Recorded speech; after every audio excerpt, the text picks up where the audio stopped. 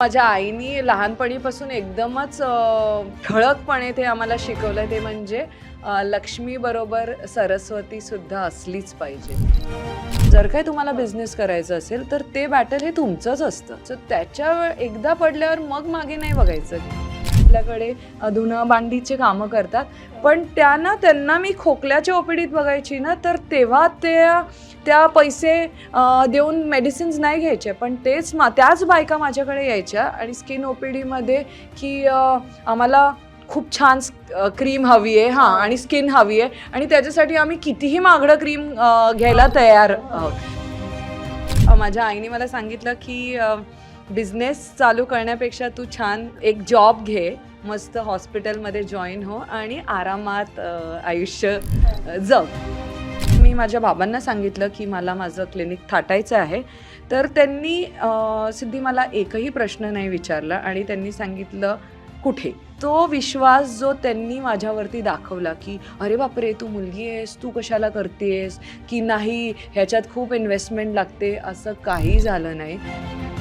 आईनी परत ते खूपच क्लिअरली सांगितलं की ना शेठपेक्षा साहेब बनलं पाहिजे. त्यामुळे मला खरं IAS ऑफिसर व्हायचं होतं, पण एज्युकेशन गरजेचंच आहे. त्यामुळे तुम्ही कुठल्याही बिझनेस फॅमिलीमधनं या, तुम्ही बिझनेस फॅमिलीमधनं नका येऊ, पण तरी बेस एज्युकेशन हे खूप महत्त्वाचं आहे. नमस्कार. सेल्फमेड सखी प्रवास तिच्यातील उद्योजिकेचा या शो मध्ये तुमचं मनापासून स्वागत.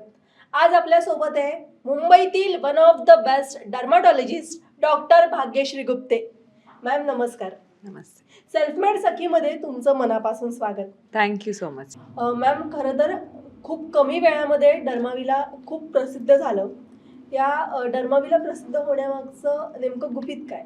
तुला एकदम खरंच सिक्रेट सांगायचं झालं ना किंवा सगळ्या सखींना, तर ते आहे की कॉन्स्टंट ड्रीमिंग आणि त्या स्वप्नासाठी लागणारं खूप जास्त हार्डवर्क.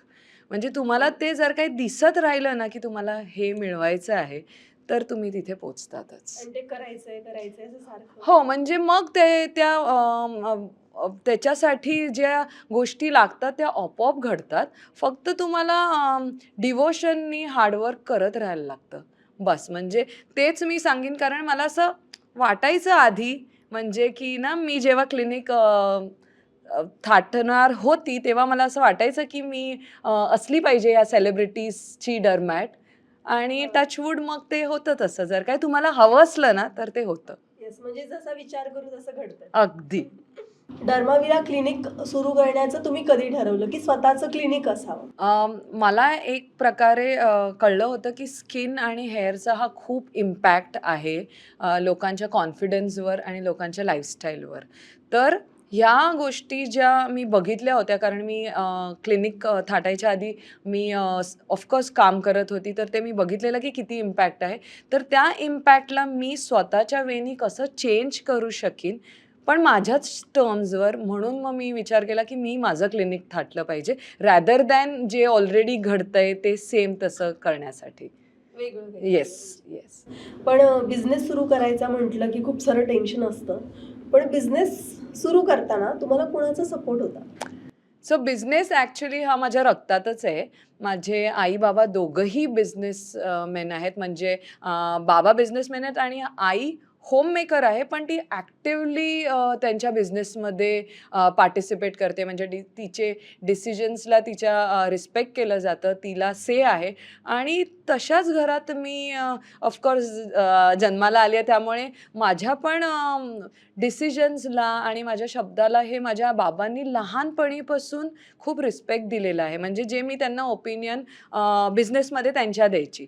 त्यामुळे हा कॉन्फिडन्स हा मला लहानपणीपासून आला की मी बिझनेस स्वतःचा करू शकते. आणि कारण मी या बिझनेस फॅमिलीमधनं येत होती, त्यामुळे मला बिझनेसच करायचा होता.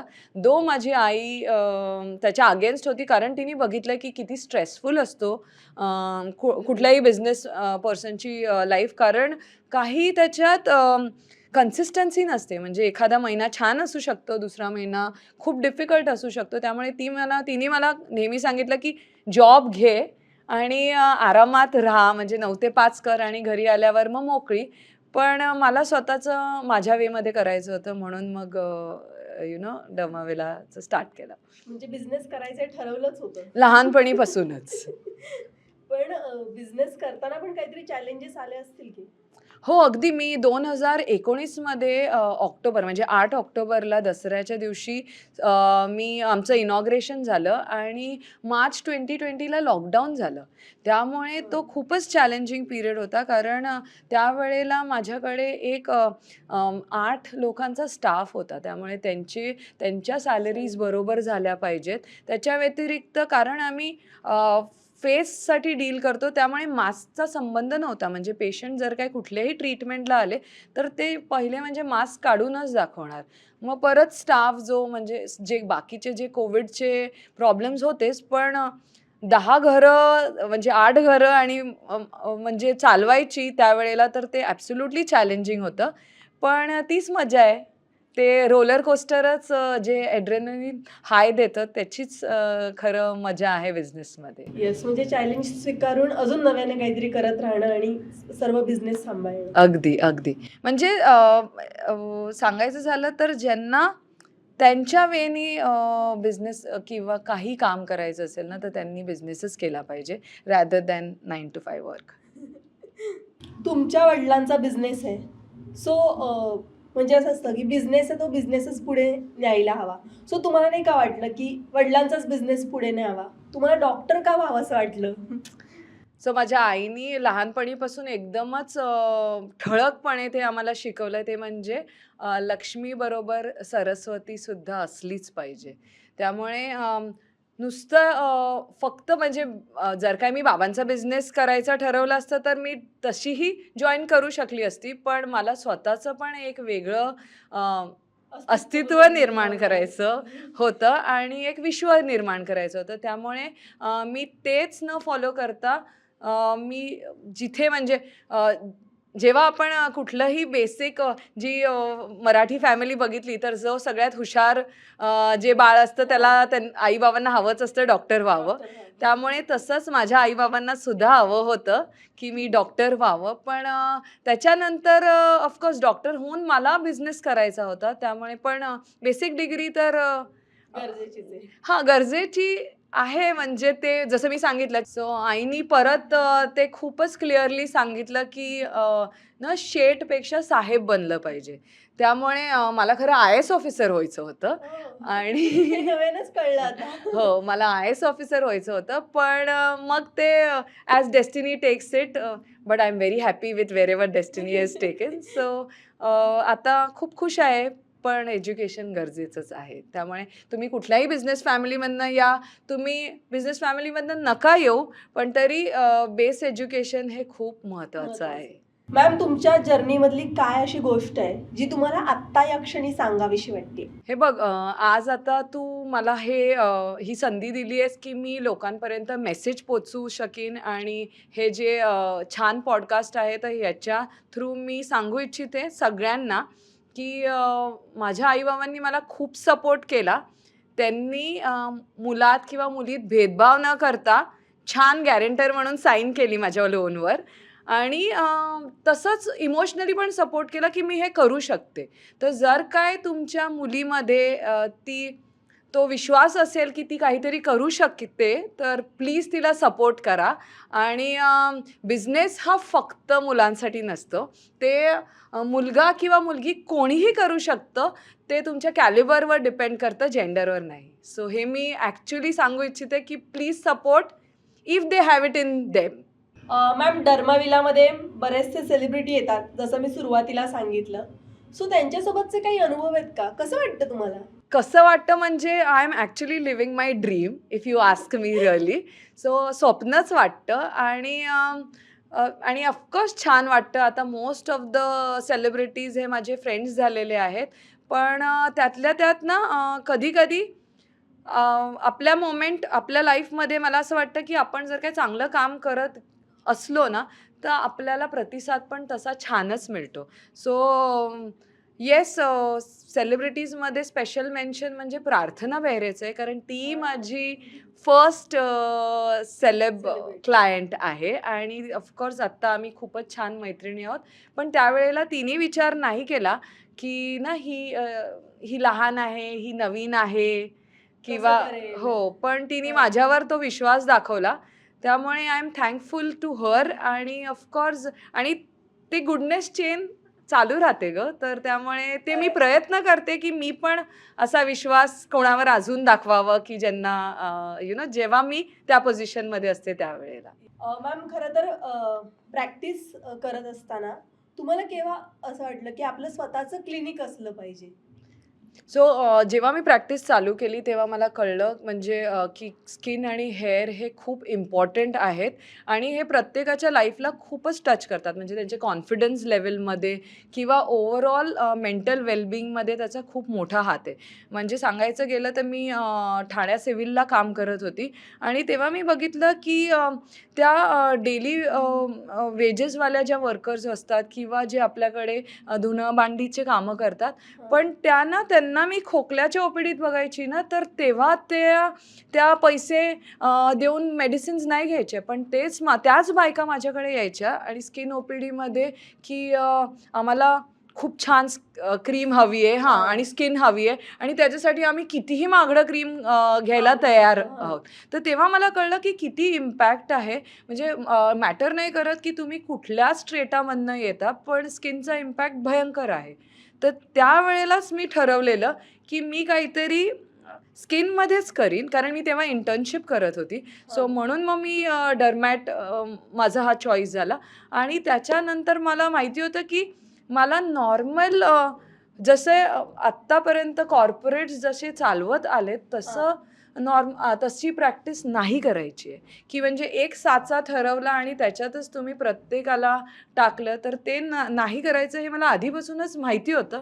म्हणून मी सुरुवातीला थोडी प्रॅक्टिस केली, पण हे माझं आधीपासूनच ठरलेलं, की मला माझं क्लिनिकच टाकायचं. येस, बिझनेस करायचा आहे पण वेगळं काहीतरी करायचं. अगदी. डर्माविला एवढ्या कमी वयात म्हणजे कमी वेळेमध्ये एकतर तुमचं वय सगळ्यात लहान आहे आणि एवढ्या लहान वयामध्ये तुम्ही बिझनेसला सुरुवात केली. सो एवढ्या कमी वेळात तुमचा बिझनेस ग्रो कसा झाला? सो बिझनेसचं सुरुवात म्हणजे माझे आई-बाबा हे मुख्य म्हणजे बिझनेसमॅन आहेत. म्हणजे माझे बाबा बिझनेसमॅन आहेत आणि आई होममेकर आहे. पण तिला मी ॲक्टिव्हली बाबांच्या बिझनेसमध्ये इन्व्हॉल्व बघितलंय. त्यामुळे माझ्या फॅमिली बॅकग्राऊंडमध्येच म्हणजे म्हणता येईल की रक्तातच आहे बिझनेस. पण त्यांचा रिअल इस्टेटमध्ये त्यामुळे जेव्हा माझी डिग्री झाली म्हणजे आता मी MBBS आणि MD संपलं, तेव्हा माझ्या आईने मला सांगितलं की बिझनेस चालू करण्यापेक्षा तू छान एक जॉब घे, मस्त हॉस्पिटलमध्ये जॉइन हो आणि आरामात आयुष्य जग. पण माझ्यात ते होतंच बाबांसारखं आणि आईसारखं सुद्धा. पण तिने ते दोन्ही ॲस्पेक्ट्स बघितले आहेत बिझनेसचे, की की इतकं इझी नसतं. खूप रिस्पॉन्सिबिलिटी येते, खूप स्ट्रेस असतो आणि 9 to 5 जॉब हा एक सिक्युअर जॉब असतो. जे तुम्हाला एक फिक्स अमाउंट येत राहते. स्ट्रेस एवढा नसतो. तर त्यामुळे ती मला खूपच सांगत होती, की "तू जॉबच घे." पण I always wanted to be a businesswoman. So I am glad I am doing this. तुम्ही जसं आता म्हटलात कारण की तुमची आई म्हटली होती की 9 ते 5 फक्त जॉब कर, बिझनेस नको. पण नोकरी म्हटलं तर आपल्याला एकदम छान वाटतं आणि बिझनेस म्हटलं की थोडंसं टेन्शन येतं. पण बिझनेस करताना सपोर्ट असणं खूप गरजेचं आहे. तुम्हाला कोणाचा सपोर्ट होता? सो हे बघ, बिझनेस करताना सगळ्यात जास्त म्हणजे एक स्वतःवर विश्वास असणं खूप गरजेचं आहे आणि त्याच्या व्यतिरिक्त जर काय जे तू माझ्या इंट्रोडक्शनमध्ये सांगितलं की एवढ्या लहान वयात मी चालू केलं, तर त्याचं पूर्ण श्रेय मी माझ्या आईबाबांना देईन. कारण मी 11वीत असल्यापासूनच मी माझ्या बाबांच्या बिझनेसला म्हणजे असं टेकओव्हर नाही किंवा त्याच्यात नाही, पण मी ॲक्टिव्हली पार्ट घेत होती त्यांच्या डिसिजन्समध्ये आणि त्यांनी तो मला सपोर्ट आणि तो मला रिस्पेक्ट दिला, की जे मी म्हणायची तर ते बऱ्यापैकी त्यांनी त्यांच्या बिझनेसमध्ये अंमल ते करायचे. त्यामुळे जेव्हा माझी बिझनेस करायची वेळ आली ना, तर त्यामुळे त्यावेळेला मला जास्त स्ट्रेस होता, की ऑल धिस इयर्स हे मी जे फक्त फुटबॉलच्या ग्राउंडवर कसं बाहेर कोच ओरडून फक्त बोलत असतो, हां. तर ह्यावेळेला जेव्हा मी स्वतःच खेळत होती, तेव्हा ते जास्त रिस्पॉन्सिबिलिटी होती, की हे जे प्रिन्सिपल्स किंवा हे जे थॉट प्रोसेस जे मी एवढ्या वर्षापासून माझे आहेत, तर ते जेव्हा मी स्वतः अंमल करीन, तर तेव्हा पण ते तेवढेच सक्सेसफुल झाले पाहिजेत जसं आई-बाबाच्या बिझनेसमध्ये झाले. तर त्यामुळे मी सांगेन, की हो, स्वतःचा विश्वास आणि आई-बाबांचा सपोर्ट खूप गरजेचा आहे. डर्माविला जेव्हा तुम्हाला उभारायचं होतं, क्लिनिक उभारायचा विचार केला होता, तेव्हा मनात काय विचार आला पहिला, की कसं होईल म्हणजे? बघ, जेव्हा मी सांगू इच्छिते, की जर काय तुम्ही तुमचा बिझनेस जर काय करायचा असेल ना, तर तुम्ही एकतर हो, ऑफकोर्स काही असतात ज्यांना एक ॲब्सोल्युटली इनोव्हेटिव्ह आयडिया असते आणि ती वेगळीच असते म्हणजे तर ते ऑफकोर्स ते स्टार्ट करू शकतात. पण जर काय तुम्हाला ऑलरेडी कुठल्या फॉर्म्ड ह्याच्यात फील्डमध्ये तुम्हाला बिझनेस करायचा असेल, तर मी सांगेन, की तुम्ही प्लीज एक्सपिरियन्स घ्या. मी पण 2 वर्ष आधी जॉब करत होती. तो मी एक्सपिरियन्स घेतला आणि त्याच्यानंतर मी ठरवलं, की मला स्वतःचं करायचं आहे. आता मी जेव्हा ठरवलं स्वतःचं करायचं आहे, तर मी माझ्या बाबांना सांगितलं, की मला माझं क्लिनिक थाटायचं आहे.